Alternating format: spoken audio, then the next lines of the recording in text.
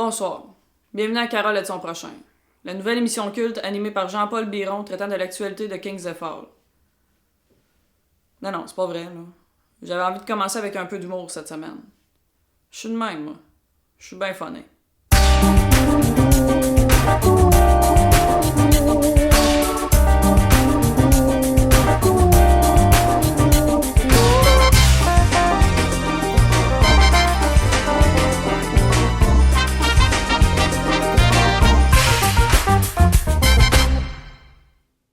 Cette semaine, je vais vous montrer comment poser un cadre.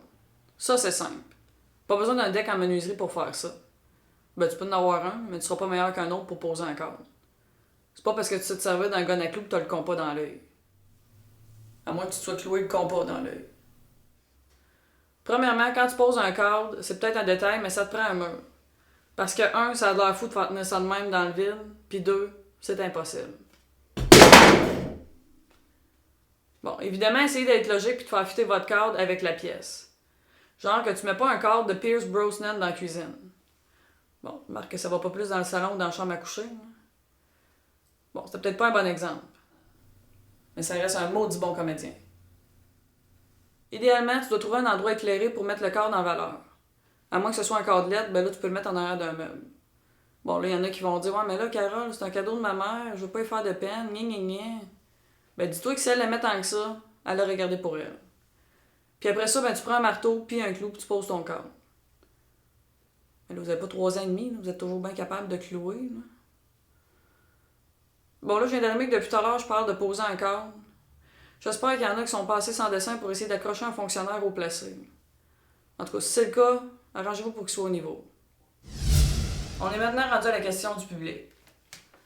Cette semaine, la question nous vient de Suzy de Valleyfield.